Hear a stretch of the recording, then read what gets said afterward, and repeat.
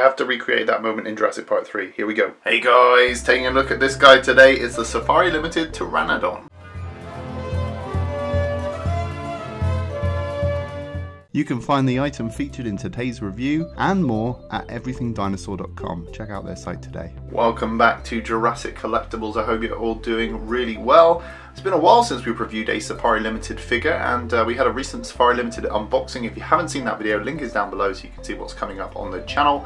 This is available at Everything Dinosaur right now, and they told me that this one is essentially like the first figure out of the factory, so I don't know how true that is, but I didn't get a sense that they were joking. This could actually be the first Safari Ltd Pteranodon off the production line, so very honoured to have that on the channel if that is true. I do notice that the crest, I think, is slightly warped. I don't know if it's supposed to be like that, but it should be easy to fix. I think I'm going to put it under some hot water and just straighten that out later, so do bear in mind that I don't think that's part of the sculpt.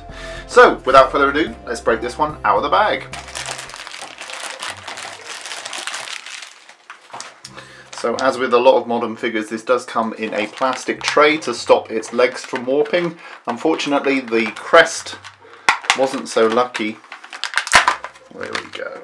And here we have the brand new 2019 Pteranodon out of its packaging. And I have to say, I'm not surprised if this is the first one off the production line, because the paint job on this is absolutely stunning. Wow, I mean, it's been a while since I've reviewed Safari Ltd stuff on the channel, but I can already tell that the quality has come up considerably. We're looking at something that is easily Papo quality in terms of the sculpt, and the paint job, the airbrushing, is absolutely incredible. I like the way that this one is done in the down kind of grounded pose, as if it's walking, ambling along the earth. I think that's a really nice striking pose, and one that people aren't used to seeing the Pteranodon in. I think that's a really cool look.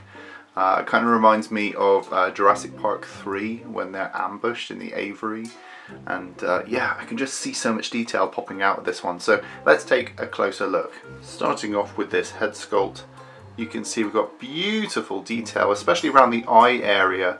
I always think that getting that eye looking genuine is really important, and they've obviously spent a lot of care getting that right. Definitely feels almost like Papo quality in terms of the eye there. And I really love the colours on this crest. As I said, it is a shame this one does appear to be lightly warped, and maybe even the beak is a little bit, so I'm going to run it under some hot water later and just straighten it out. It's nothing that can't be fixed. Just a little bit warped, I think. Really lovely fine feathering going on over the head there. Just a beautiful sculpt. But my main love with this one is the airbrushing. The paint job on this is absolutely stunning. As you can see, going down the neck, we've got more feathering going on. Really lovely sculpted fine details as we move into the shoulder area. And then you can see all the kind of creases in the membrane of the wing. All the kind of fine creases in the flesh there as we move down to the hand claws. You can see nicely painted there. And they painted the underside a light cream. And they've used darker airbrushing on the kind of feathered part, and then sort of a lighter brown on the membrane. Underneath it's much paler. And you can see there's some nice creases going on there to give it almost like a clothy look. See nice fine feathering going down into the foot there. Very, very nice. As we move to the other side, nice fine feathering running down the leg. Nice transition of brown into that light brown. And again, lovely creases running up here. Very sort of dynamic look to this one. As we move back up to that gorgeous head sculpt. And underneath you can see how these creases kind of converge in the middle, and there's a nice little tuft of brown fur that's been nicely airbrushed there. Okay, I have to recreate that moment in Jurassic Park 3. Here we go. Alan. Okay, just how big is this guy? Let's whip out this height measure. You're looking at about 5.5 inches, about 14 centimeters long. In terms of the height to the top of that crest, you're looking at about 3.5 inches, about 9-10 centimeters. And in terms of the width from hand to hand, you're looking at about 3.5 inches, about 9-10 centimeters. Okay, size comparison time. Let's bring in the Kyoto Tyrannosaurus Rex, recently reviewed on the channel. Link is down below if you want to see this one, but you can see how these two compare next to each other. Next, let's bring in the green Papo Tyrannosaurus Rex. You can see how those two compare next to each other, and a lot of you are familiar with the green Papo Rex, so it gives you a good idea of the scale. Lastly, let's bring in our old friend, it's Off-Color Alan.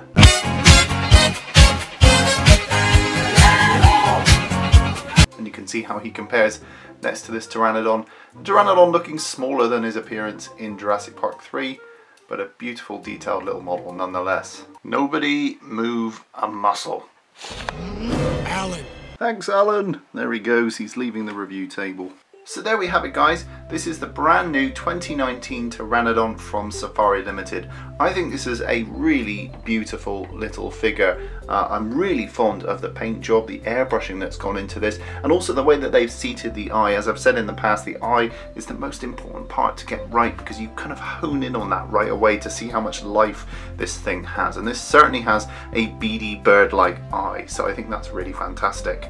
Let me know, guys, will you be picking this one up? In the meantime, rate, comment and subscribe, and stay tuned for more Safari Ltd reviews. Now you've seen it reviewed, why not pick up your own at everythingdinosaur.com. Link is in the description.